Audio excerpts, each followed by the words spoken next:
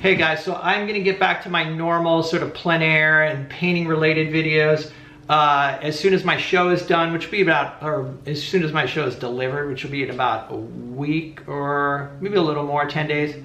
But in the meantime, I wanna check in with you guys and, we'll just do this sort of podcast style. So I'm gonna just kind of wing it. I've got a bunch of questions here that I've pulled from the comment section. I've been doing daily videos on Patreon, or almost daily ones, keeping people up to speed on what I'm doing as far as my show prep goes. There's a link to Patreon down below if you're interested in checking those videos out. And I make the videos available to any contribution level from, $2 on up or whatever. So lots of videos on there. But so I'll catch you guys up on what's going on. I have a show opening the 15th of October. And I'm just doing a bunch of touch-ups, frame building, photographing, all the stuff that I do to get that show put together and delivered. So that's kind of limiting my YouTube output at this point. So that's where I'm at. Let me jump into some of these questions and we can talk about these things here. This is a question I get a lot. Can you explain the benefits of plein air painting? A lot of people wonder, why should I drag my gear outside? Why should I paint outdoors when I could just paint from the computer? There's plenty of good reasons to paint outdoors. One of them is I think it makes you a better studio painter. This is something I'm noticing right now. Say about a month ago, I did a bunch of 12 by 12 inch cityscapes for this show. And I see drastic improvement from last year.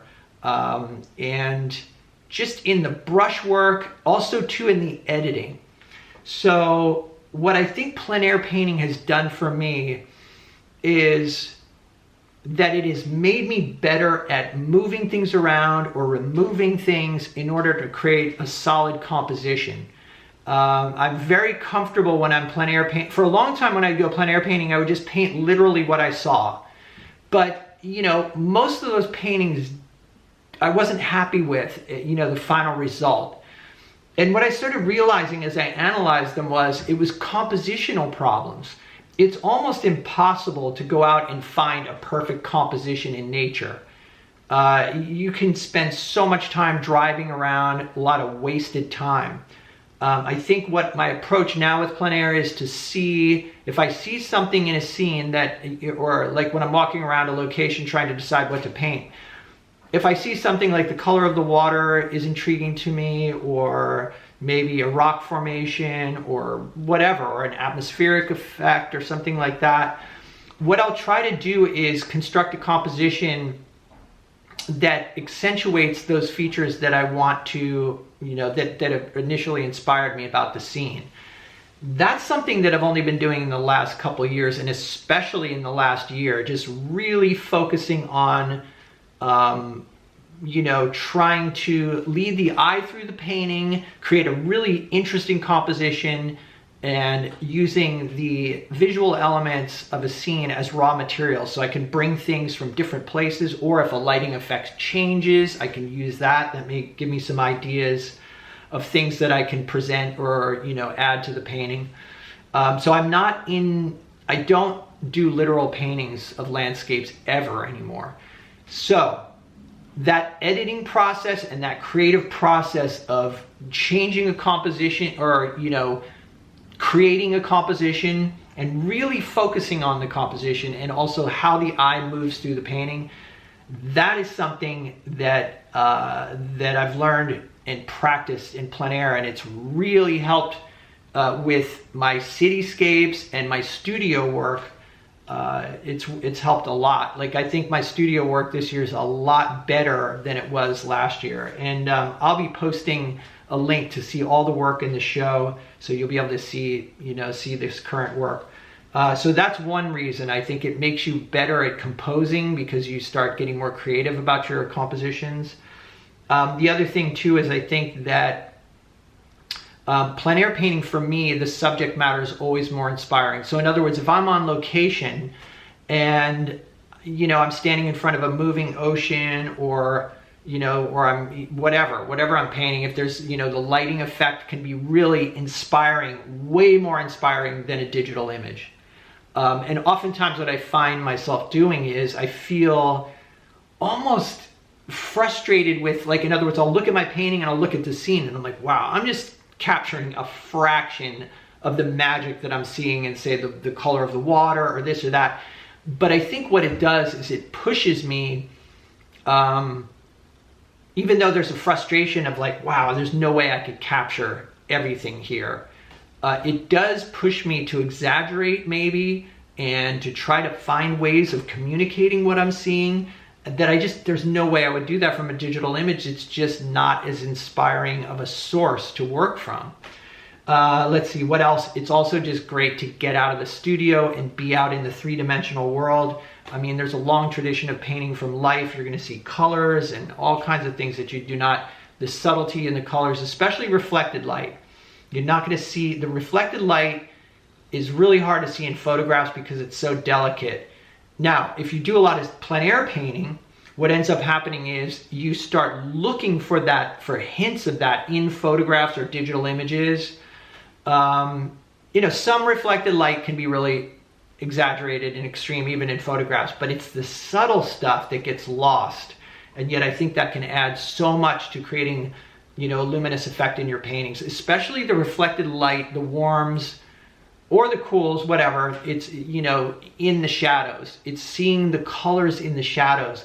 Very hard to do from a photograph. Even if you overexpose for it, it doesn't pick up the subtle colors. And what I'm finding is that it is those colors, those shifts of warm and cool in the shadows that really creates a lot of luminosity.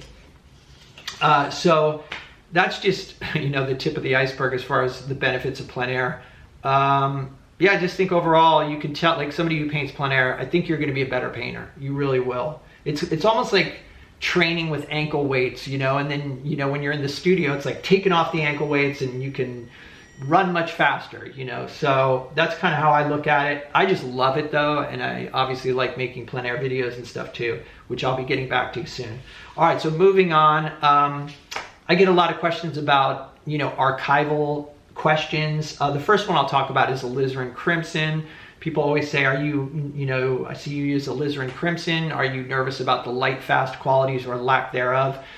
So it's, Alizarin Crimson is a color that's used a lot on a lot of palettes. I know a lot of professional painters who use it, and I use it.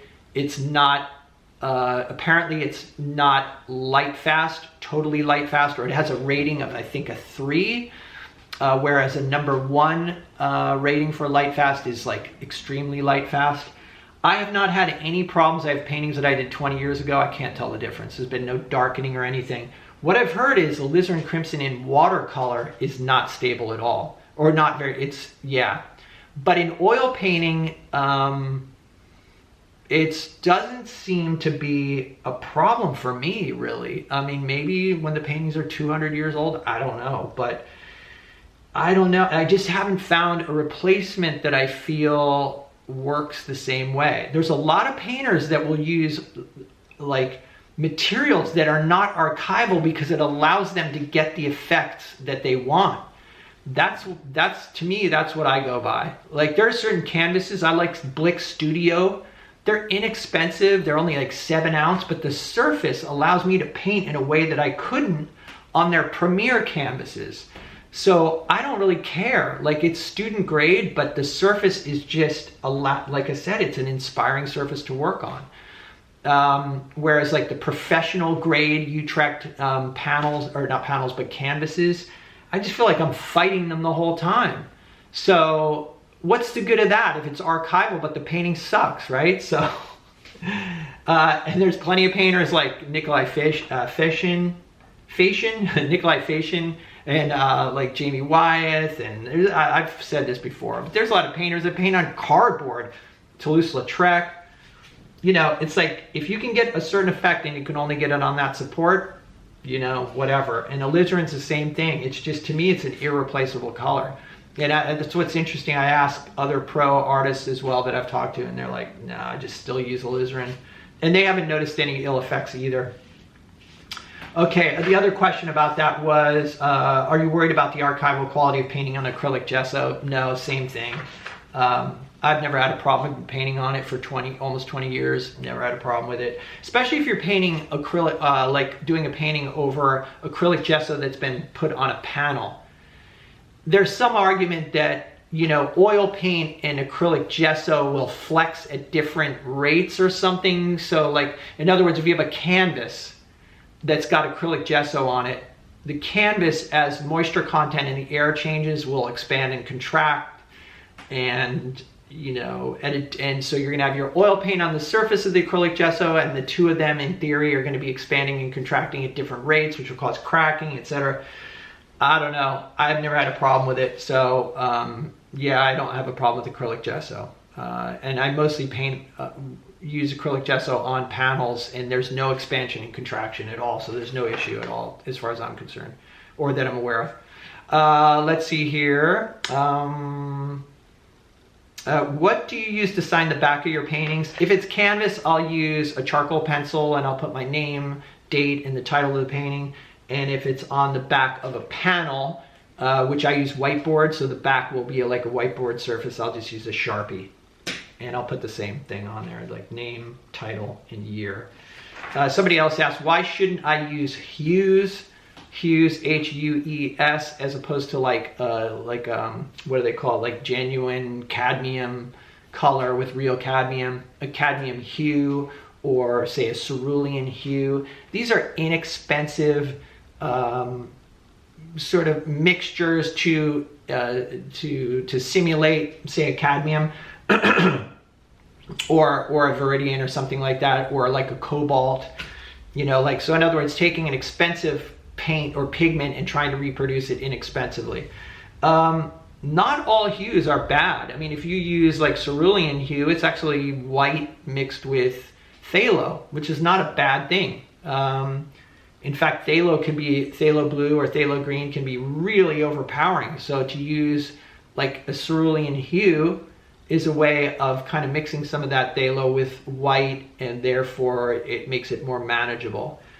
So, you know, with hues, I would say just look at the pigments in there and, you know, and experiment. And come to your own conclusions with that. I've used hues in the past with no problem. I've used cerulean hue. I haven't used any others. How do you achieve color harmony? I think the best way to achieve color harmony in a painting is to actually use a limited palette. So I have like a split primary, basically, which is like a warm and cool of each of the primaries. I don't even fully use that. Like I only use one. Well, I use two yellows. I'll use yellow ochre and cadmium yellow medium. My reds, a lot of times it's just Alizarin Crimson, and occasionally if I need a warmer red, I'll use Cad Red Light, but not that much. Also use burnt sienna, which is kind of a red. And then for my blues, I will use phthalo blue, and I'll use ultramarine. That's basically it. I do add a few convenience colors like dioxazine purple I like to use if I need a really saturated, clean purple at a high value. Because the Alizarin Crimson is a little bit dirty, which I like. It's not like a super strong magenta like, say, a permanent rose. There's times when I'll use a permanent rose too, especially I'll use the strong tinting things like permanent rose and phthalo when I want a light value that's got as high a saturation as possible. So for example, if I use a permanent rose, which I believe is a quinacridone color, it's got a lot of punch. If I put a bit of that into white, you're gonna get a really light pink. If I put in alizarin in there, because it's more of a grayed down magenta, it seems almost, it doesn't have the same punch. So I do like to have some of those saturated colors for when I need saturation at a higher value. You know, where I want to just do like, say, white that has a slight tint of purple, I'll put dioxazine. Or if I want it to be slightly pink, I'll put in just a touch of the permanent rose. So I do have those colors, but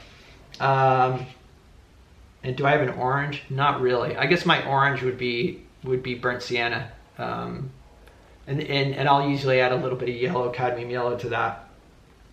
So in any case, but keeping your, primary color palette more or less, or keeping your colors to a minimum will really help with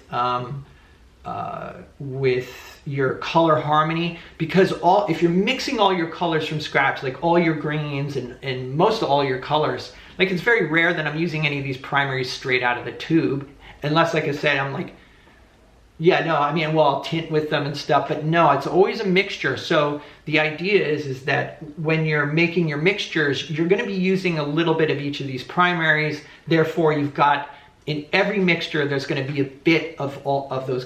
Does that make sense? Of all the colors on your palette or close to it. And that's going to give you harmony. So less colors, more mixing, harmony. Let's see, what else? Is there any other questions here? What is a successful artist? Somebody sent me a question and listed off all the things that they had done and said, am I a successful artist? I don't really know. I mean, I would say, obviously, that's up to you. It's up to you to decide what being successful is. Like if you may have, what if you are successful in galleries and you're miserable? Are you a successful artist? I don't know. To me, is like, does art give you joy? Does it make you happy? Does it enrich your life? Are you excited about it? What else? Do you feel like you're learning and growing? I don't know. I think those are all things that are success. If I would say, let's see, what would I say for myself is the sort of criteria I use? I don't think sales. I think that honestly for me, I do feel like looking back on some paintings that I'm really proud of, I feel like that's, there's a certain level of feeling of success from that. Like, wow, those, I feel proud of that work. I also feel like like I said, it's a part of my life that really does bring me joy. It makes me happy and I'm excited about it. So it enriches the life experience. So even if a show doesn't sell well, it doesn't mean that the paintings aren't good, or that, so yeah, for me, success is just, am I enjoying it? Am I growing? And that's kind of how I look at it. And sales kind of come and go at times. So I don't view that as being, the criteria. Let's see, what else we have here. Any more questions?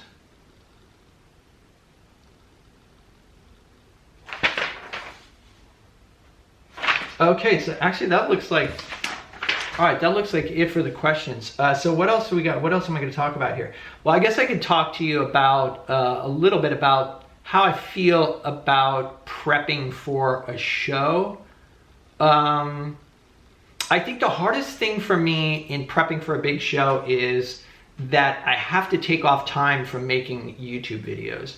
At first, I literally like almost took off 2 months I didn't make YouTube videos at all. This time I'm gonna keep making them, but just less frequently.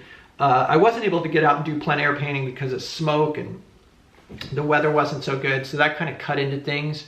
But now the weather is good, but I'm in the crunch period here with prep for the show. Opening October 15th at Studio Gallery. I'll be sharing, I'll actually do a video presentation of the whole thing. I'll go to the gallery, film it, and maybe like last year, I'll kind of focus on certain paintings and kind of talk about them and talk about the process of painting those paintings. The challenging thing about this month, this final month of preparation, is just that it pulls me away from my regular routine, which is going out, plein air painting, making videos, and sharing this stuff with you guys. And that's my favorite thing to do. Like, I really like that.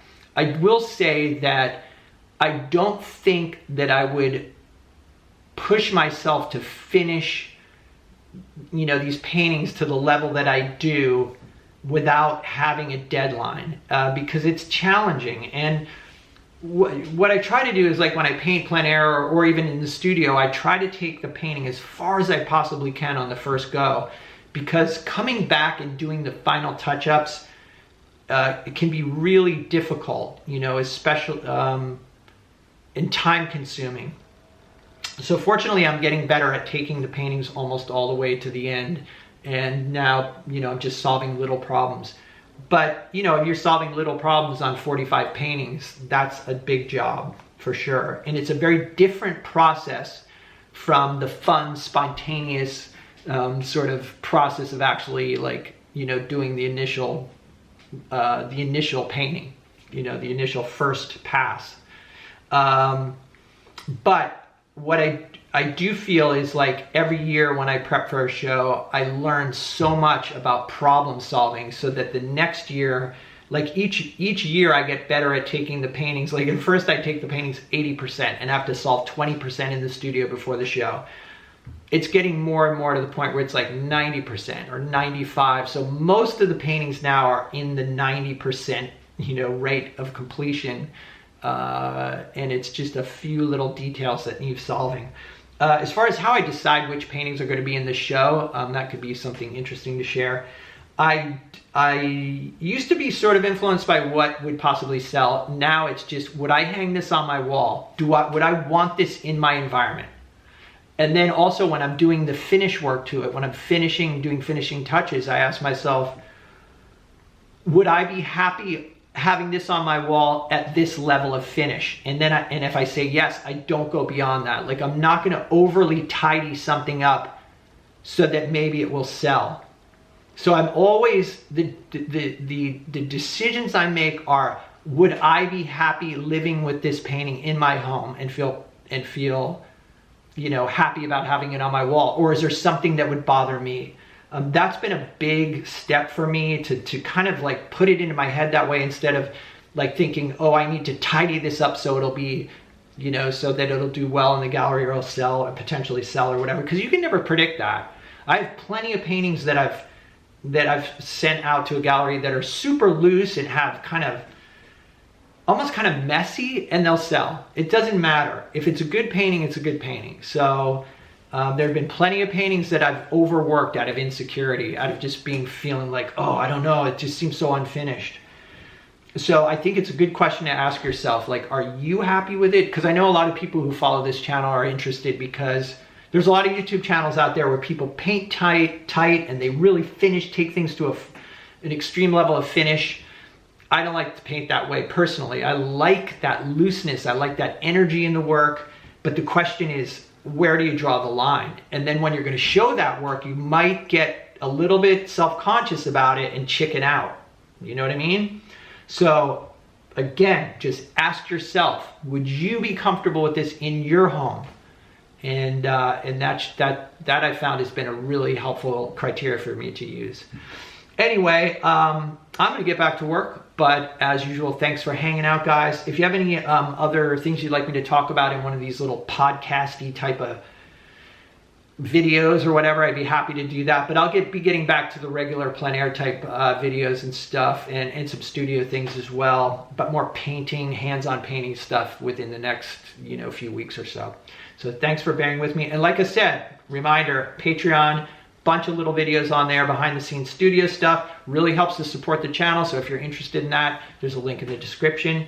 Stay creative, and I'll see you guys in the next video.